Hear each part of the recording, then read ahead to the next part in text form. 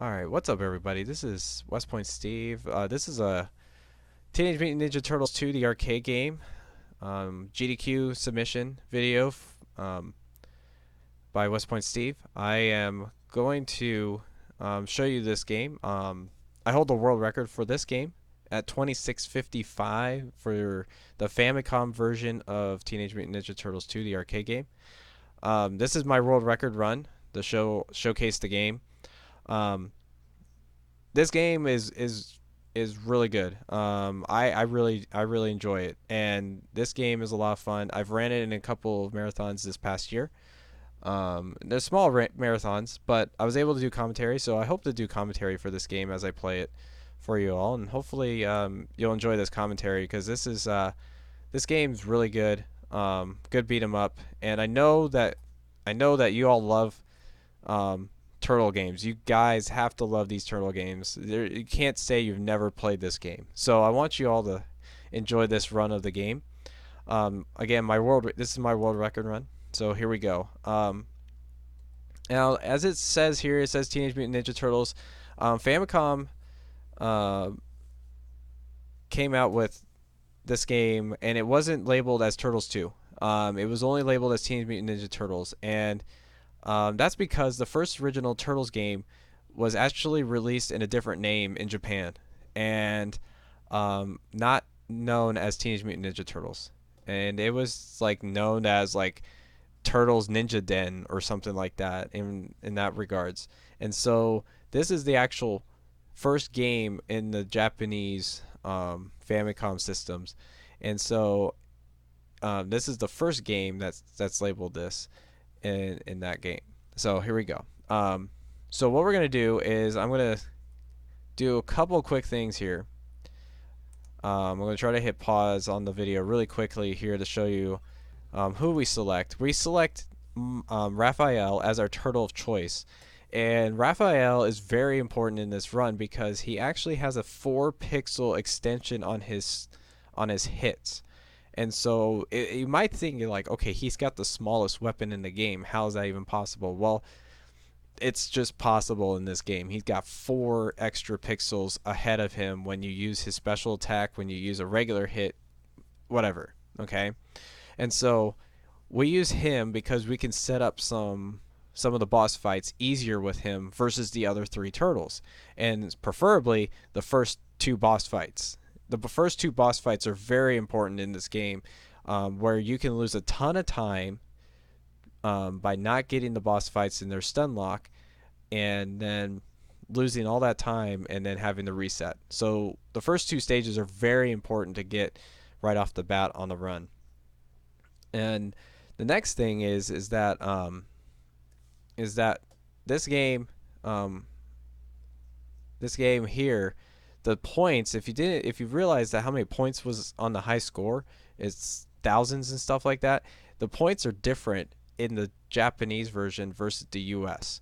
And so I will accumulate a lot of lives at the beginning of this game. By the end I could have up to like 7 or 8 lives already by the end, where in the US version I'll probably have like, if I'm lucky, 5. And so lives come and help you a ton, and you'll find that I will only take 1 death throughout this whole entire run, and that death I have no choice but to take it, and that comes at the very very end of this run. So this is the game itself. The timer will start once I have control of the turtle, so you'll see me zip through this like really really fast. And so at a GDQ I would like slow it down so I can tell the person when to start the timer, because because I'm so normal at just hitting it really really fast. So here we go. All right. All right. All right, so here we are. Turtles 1, Scene 1. Okay. I really don't count it by scenes here. So, I count them by like the boss hey, that's fights. pretty cool. I'm only And 20 new it's good followers, reason so for that. that's good. I call these boss fights after Disney characters on my timers. So it was a little fun with we watched a 7-year-old, so we had a little fun with naming the boss fights. And so all the boss fights are named after certain Disney characters from certain movies. So the first one is Wreck-It Ralph. So here we go. Here's what's going on. I'm using a lot of the special attack, and the special attack is very simple and easy to use in the Famicom version. All you do is hold B and press A. That's all you do. Hold B and press A. So the entire game, I'm basically holding B and then just pressing A. There's certain spots where if I need to jump, I'll release B and then use that. The second thing is the jump kick. Jump kick will take out enemies in one hit. US version, that doesn't happen. So I'm using the jump kick to my advantage, as you can see here, to take out enemies as soon as they come in. I'm not wasting any time. And I take this game very seriously. So that's how we do it. I'm a professional. I'm a professional Ninja Turtle here. Okay, so here we go. Roadkill Rodneys. So all you do is converge them. So when they come out, they'll go to the left. You go down, they'll converge, take them out really quickly, and you'll see it again 3 more times later in the run. Here's the Rocksteady fight. Alright, I'll set myself up right here so I can hit him once. He goes to the right corner, and then I move a little bit over to the right, and not far enough so he can start hitting me. And right there, I'm in between the middle of that opening, so I can hit Rocksteady and take him out, and he's in a stun lock, so he just stays there, and that's the fight. And that's one of the important fights. That's fight number 1 that's important. If you don't get that fight, you lose a ton of time. Like, you can lose a good chunk, like 10 to 20 seconds, just because you're trying to get him back into the stun lock and not trying to get hit at all. So this is scene 2. This is where the Bebop fight's going to happen. I mess up right here, coming up here soon. And that was just bad timing on my part on this. But we'll talk about Dynamites in a second. Those guys didn't really get a chance to show what they actually do. But this section here is one of my favorite sections, but I messed this up. What I normally do is do this. I drop down just ever so slightly so I could do a jump kick to hit that guy, but I got hit. And I didn't wait long enough to get him. But what happens is if I do the dive kick, I don't land on top of that awning, and then I can kick him and then move right along instead of having to land on that awning and then come down. So here we go. This section here is just a rinse and repeat section. You get 3 purples and then 3 yellows, and then you're done. Okay, next section here, I mess up a little strat that I normally use here, which is called a twist slash, but you'll see it coming up here shortly. You can do twist slash in this game, which is kind of weird. I mean, to kind of think about it, but here it is coming up. What I do is boom, like that. What I do is like I do the special attack, and right when I do it, I hit left, right really quickly, and that's how I got the 2 guys from the left and the right at the same time. And you could do it for going from right to left. There is also a dive kick twist that you can do, but I hardly ever use that. Now this is the Bebop fight. So as you just watched, I jumped over to the left and did it twice to get over to that car, and right where that tire would be, right as soon as Bebop lands, I start hitting away, and his pixel is just far enough that he won't do any attack, and again, he's in a stun lock. If you don't get him in the stun lock, again, it's like you're losing 10 to 15 seconds of time, and that's not good for this run because you want to have a really good fast run. Alright, scene 3. So tell me, what's the storyline? This is the sewer. So if you're familiar with the arcade game, the actual arcade game itself, a lot of these stages represent the arcade game except for 2, and one of them's coming up after this scene. This scene here is pretty simple. I mean, there's really not much to it. I'll be staying around this line except for Mousers, and so I'm going up to kill these Mousers really quick, and then I move on. And so I stay along this line the entire time because all the spawns will spawn from that line, whether it's the left or the right. I made a little mistake there, didn't get the special attack there, but that's okay. And then that area right there is the only other time I go down. I went down at the very beginning to get the 2 enemies, and then I went down right there to get the other 2. And that's the only time I really go down. I go up for these Mousers, and then I stay on that line. Here's a cool little strat right here. Hit this guy. Go underneath those little bars. Okay, we're good. Works like a charm. If you're doing co-op, you can actually both players get both guys at the same time through that without getting hit. One guy hits the right guy and one guy hits the left guy. Alright, so moving along. We're getting near to the Stockman fight. And I'll throw in a Yippee-Ki-Yay here in a second because that's the actual arcade version. He's really easy. I'll move along the actual line itself here after I get these 4 guys. So I'll move down right here to these lines, and here we go. Yippee-Ki-Yay! Alright, there's the Yippee-Ki-Yay. He goes around in a circle like this the entire time. So I'm trying to get 3 special attacks or dive kick at him when he's going around the circle. I'm trying to get 3 hits every time. And as he's coming around, I'm kind of counting to make sure I know when he's going to die.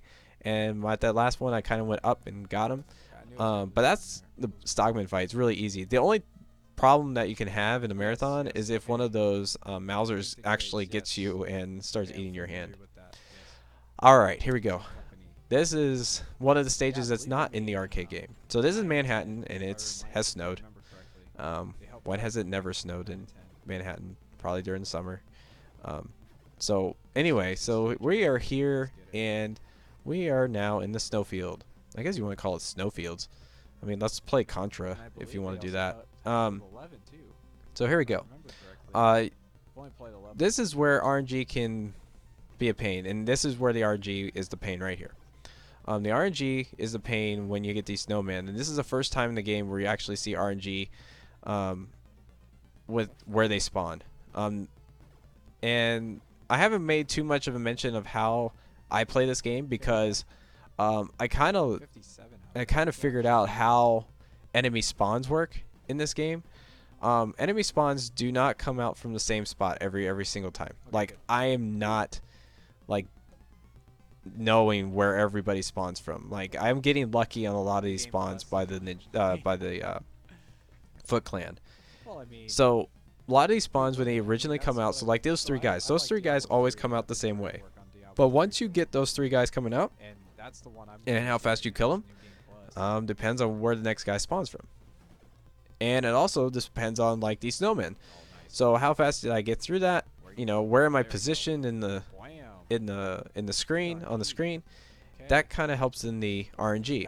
And so like that snowman area right there, I got lucky RNG that both spawned at the top, just like that at the beginning, and then the third one did the same thing. So I get lucky with those things. Notice I more, well, I'll talk about that more here in the next stage. We'll do the tour fight. Here we go. We're at the tour fight. I guess you could call this maybe a stun lock, but it's manipulation of his AI. So if you land on the other side of him, he decides to run away from you. And so I'm using the dive kick to my advantage, and I'm going back and forth like this. It's not actually easy than it looks because I'm pressing jump and then kick, jump and kick, jump and kick. And I'm going from left to right, left to right. So on the controller, I'm going left, right, left, right, left, right, like crazy. And it's pretty tough. Like, this is one of the early fights you have to learn if you ever learn this game. But we took care of that, and spring is here. Spring is here. Okay, that would be very fitting for AGDQ. Alright, moving along. Now we're back into the actual arcade game. I took out those 2 cones for a reason. Sprites can actually prevent foot soldiers from coming out. And so that's what I'm doing right there, making sure I take out those 2 cones. Alright, this is where I usually do doubles. And doubles meaning I'm trying to get double kills. And so this stage can have that happen a ton, especially at the beginning before you start clearing out some guys. So right there, I took out 2 guys. Right here, I'll take out 2 guys. And gunners is another area where I normally would take out 2 guys, but I actually mess up on the gunners. So I was kind of, and I messed up right there too. So normally what I do is I try to take out 2 guys as I'm going onto each screen because you're able to do that, and it's through manipulation of their AI too. I was a little too high to get the 2 guys up top on that part. And dive kicks and gunners is probably not the best idea, but I was able to get through it without any problem. Alright, so as I was talking about like where spawns are coming, most of the spawns are actually coming from the top. And so I'm usually staying to the top and to the right for that very purpose, because most spawns are coming from the top and from the right side. Very little spawns come from the left side. More of your spawns come from the right. And so I'm using that to my advantage. That's where I get a triple, by the way. I set myself up to hit that barrel and then walk through, and then the barrel takes them out for me. Here's another one where I wait, and then once they land, I hit the special, and it gets all three. But there's a little few sections, like that section right there, spawn more left than right. There's some sections in the game where there's a little bit more left to right, but it happens. It happens from time to time, and it's all about, you know, the RNG. This is the Baxter Stockman fight. This is really simple. You would just wait for the orbs to pop out, and then you hit. You kind of wait a split second before you do it because you want the orbs to go down and not try to hit you. And that's it. That's the Baxter Stockman fight. It's not very tough. Oh, wow. It's not very tough. That's actually one of the easier fights to learn in the game. Dude, this is all right. So those were the first 5 enemies. I've always told runners that it doesn't necessarily mean like you are the best at this game if you know how to do the first 5. It's the last 5 stages, like last 5 big stages that come in, and this is where it all starts for the RNG manipulating. You want to try. I'm trying to see if the guys are spawning from the top, and I'm hoping and hoping and hoping, staying up there. And so I know where certain spawns are going to happen. I know how many enemies are going to come out. And there's the roadkill Rodneys. There you go. Merge them down. But like the thing is like I'm trying to keep the enemies up top. And the more enemies I have up top, the faster I can get through the screens. And so just like right there, those are the dynamite guys, and I didn't show them earlier. They came in scene 2, but it was not very long at all. But car, game on. But like dynamites, those guys could be very painful. These are the only times you see bombs. These guys, all you do is just dive kick them, and that's it, and that's the only time you see them. So guys like those, like you have to hope that they're going to be on the top, because this is the most area that you have to cover throughout the entire game, this highway scene. And so this is where you can actually lose a little bit of time, because if you don't know where the spawns are coming from, or you haven't had enough runs to kind of figure out, okay, where are most of my spawns coming from, it can kind of hurt you. And so I've figured out that most of the spawns stay up, and most of the enemies will actually come to you. And so that's why I try to stay up towards the top. Alright, there's a nice little easy section there. This is where the spawns will come directly from the left and only left. After those tire guys go through, take out. Ooh, there's a twist slash. I like to impromptu twist slash from time to time. And there's that whole section. That whole section can be a pain. Alright, helicopters. Alright, helicopters come in 2 ways. They come in fast and they come in slow. And these 2 guys are coming in slow right off the bat. How I manipulate it though is I do an A-B press at the same time. I don't hold B and press A like I've been normally doing the entire game. I do an A and B press to get the first hit, the first special hit on them, because I don't know if the helicopter's coming in fast, just like how that one did. Because if the helicopter comes in fast, he's too high for my hold B press A slash. So I'm using that to my advantage, and he came in fast again. So I'm using the A-B press to do that. So helicopters can be a run killer, because if you miss him, he can send you flying, and then if you hit him with a dive kick, then you have to give him a 1 extra hit. And 1 extra hits can cost a little bit of time. And that's what you don't want to have happen in a speed run like this game, because it's a beat 'em up, and there's a lot of stuff going on near the end of this game. Alright, so if you want to get a good time in this game, there's a lot of those things happening that you have to just be on top of. So helicopters is one thing, you know, Bebop, Rocksteady fights, Tora fight, even that the Baxter Stockman fight that I just showed you with whether he's shooting down the orbs right before this stage, all that kind of stuff. It's the pain in the butt. You know, like those things you have to know about this game. Another thing that you're gonna have to know about this game is the drones coming up. This little section is just pretty normal section. There's really not much going on here. other than just knowing where enemy placements are and how to handle them. So like I'm staying in certain spots for a reason. Like these guys are coming down, I'm gonna hit them off the platform. I got these spears coming in, knowing where they come in. Hopefully you get good RNG where they spawn from one side and not back the one side and then the other. Then you get these, I guess you would call them dogs that shoot lasers. I don't know what they are. They look like animals to me, but you can get bad spawn locations where one is way far out, or you get them close together like I just did. So those little things are just so technical about this run. It's just like, okay, what happens if I don't get it? Well, what happens when you don't get it is you lose time. And so a lot of this end of this run was very lucky for me. All right, so here's the drone strat. I've been actually working on one for the US version, but here's the Japanese version, and I actually messed up on the first one. So here we go. I try to do slash and a twist slash, but the laser got to me and then it sent me flying. So I'll actually show it correctly right here. Ready? Slash, twist slash to get rid of two, and then you wait as they return, and then you hit them again. The US version is still a work in progress, but I almost have got it down now for the US version. After that drone section, those boomerang guys are a pain. I hate, that's one of the set of enemies that I don't like, is the boomerang section after. Alright, here we go. Get through these guys, just ignore them. You don't have to hit those, you can just walk by them. Okay, I'm going to make a dive kick to the left, hit Granitor, and Granitor is going to come to me. Okay, once you start getting Granitor, you start nailing them and start hitting them. You're trying to get 4 to 5 hits every time.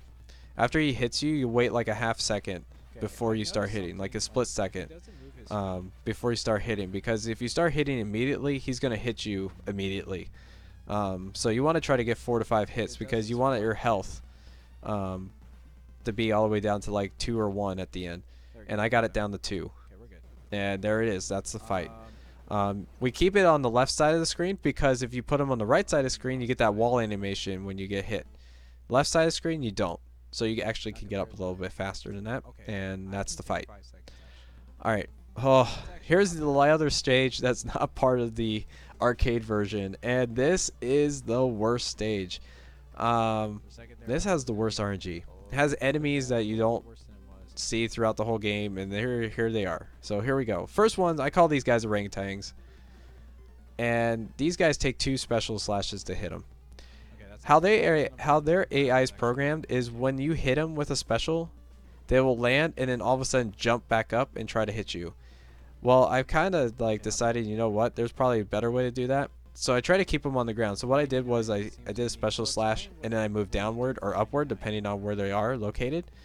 And it kept them on the ground so I don't have to deal with them jumping or doing an annoying jump. And keeping them on the ground actually saves a little bit of time just because if they're up in the air and you hit them, they do like this high and they stay in the air for a little longer and it's like slow motion coming down. And so we try to want to keep them down to the ground. Alright. Next thing's coming up is the tiger strats. And the tiger strats can be annoying too. So here we go. Don't get hit by those bamboo sticks, by the way. The first tiger setup is a little bit different than the second one. So you do 2 slashes right there, normal slash, twist, special, then normal, and then if you do it just right, you get them in this loop, and then you take them out with 2 more special slashes, and you're done. The second tiger is you can put the tiger into the loop immediately. So where I'm positioned standing, I can just have them stay in this loop, and it takes 6 specials, and it takes them out. Whereas the first one took me 7 hits altogether. So that's the tiger strat. Now the scorpions. Oh my gosh, scorpions could be the worst thing ever. You can lose 20 seconds to 30 seconds, just depending on how they're acting. I got really lucky though on the RNG there, and the RNG placement. I've seen spawns where they both spawn. All of them spawn on the same side, and you get them done in 4 seconds. I got them done about 6 seconds there. And And then I've seen spawns where they're both one way, one the other, and one of them decides to shoot lasers, and the other one's just chilling and avoiding everything you're trying to throw at them. Um, it can be a really pain in the butt right there through that section. I was on the left side, and that was for good reason, and spawns were coming from the left. But here's the shotgun fight. How I set up the shotgun fight is standing on the right side of him, get 2 hits, and then try to hack away. Once I get hit, I try to hit him immediately. There's a 4-second window where his head can fly off. Every 4 seconds. It's like 4.2 seconds or something like that. Every 4.2 seconds, he has a chance of his head coming off. And you have to just hope and pray that that head doesn't fly off. I've had fights where I've lost good paces due to that fight alone. And it's 20 minutes into the run. Like, everything that was in that stage that could lose a ton of time is all in that one stage. And I've had good runs die right there after like 20 minutes of playing this game. Die right there by that one run. Alright, now we're in Techno. If I was ever running this at a GDQ, I would make the music justice because we all love the techno music. Let's just be real here. The techno music is just so good. But for this submission video, I'm not going to do that just because of the fact there's some explaining in the later part of the stage. Because right here, we're going to explain one thing, which is called zigzags. These ice sprays come out, so I zigzag all the way through. There's 5 of them here, and the next section, a couple of sections later, you'll have 4 of them. But this game is, so far, we've done 21 minutes of runtime, and the game starts deciding to throw everything at you, like the kitchen sink, like every little thing. Bad RNG placement, anything that I can think of, it starts to go crazy. So like I said, I've lost good paces by near the end of the game just due to the fact of all of these things happening at once. This is the best I've ever done this stage though.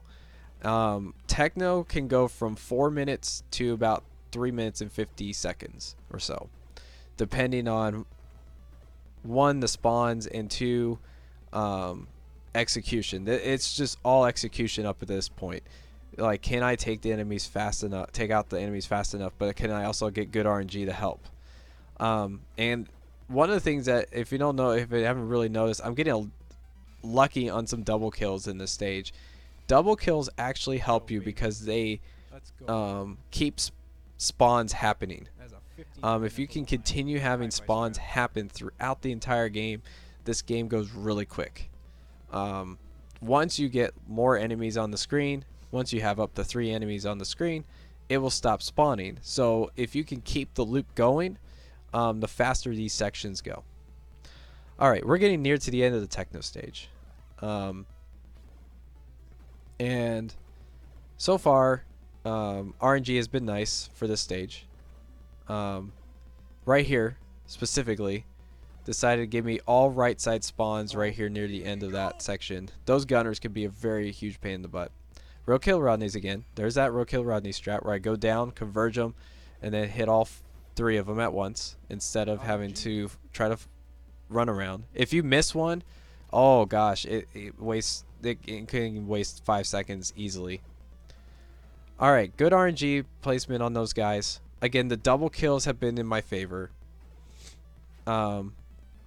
As you notice, I'm just taking guys out. And the one thing that I haven't really mentioned is that I'm taking guys out before they kick in. And that's the reason why I'm on that right side for most of the time, is I'm trying to take out those kickers. Alright, so here's the general Trog strat. All you do is you do a hit, and 1 hit yields 2 hits on him. And so as I'm doing 1 hit, it's going to be hitting 2 hits.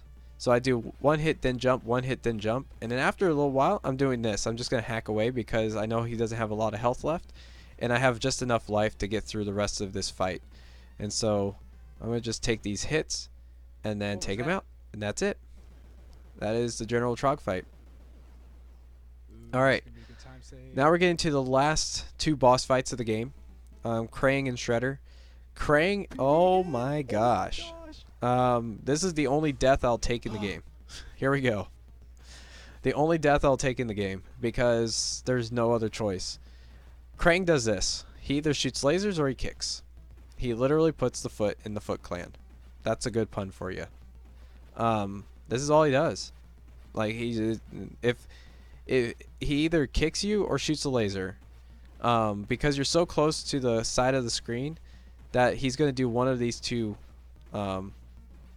things to you. One of these two hits. And so if you get more lasers, you could do a one cycle. If you don't, then you get this. This is all you get. You get all these hits. And so you try to get off like 55 hits on him. And after you've done that, that's the fight. As soon as I'm done with the fight, I set up myself up for the Shredder fight, which I'm 1 pixel below that line, using my shadow. So I did a slash for that reason. That's why I'm doing the slash, is making sure I'm in the right location. Shredder's on the right. Boom, there he is. And this is the best fight I've ever had with Shredder. So I'm not banking this is ever going to happen at a marathon run. What happened is that you want to get the Ghost Shredder into this loop where he just shoots the electrical storm that turns you into a tiny turtle and kills you. Well, I'm 1 pixel below that line, that center line, or now I'm a few pixels below that center line, and it's not going to hit me. So I can do this jump dive kick all day long, and that's all I'm doing. So once I got the real Shredder into this loop, I'm jumping up to about as high as the circle there, as you can see. And I'm taking my time with this. Since this was my world record run, I was really taking my time with this. As soon as his helmet flies off, which will be right about now, it's 7 hits. 1, 2, 3, 4, 5, 6, and 7. Once he's done, and once the screen shakes, timer stops right there. And so there is the world record run of this game. I anticipate this run to be in about 29 minutes, 30 minutes, and I say that just because the RNG. But marathon runs that I've ever had were in the 27s. So I've had some really good 27 runs, so 27-30 ranges. So each run I've done in the marathons, and I've done 3 of them so far this year, have been in the 27s, and I anticipate that to happen here. Just because of RNG. There's no way I can get this 26 ever again. It's really tough. It's really tough. Everything has to go in my favor to get a 26 run to ever happen. And this is the only 26 run of this version of the game. The world records used to be up in the 28:30s, 28-minute marks, until I broke through with 27 runs. And then broke my record 6 months ago with this 26:55 run. And so this was the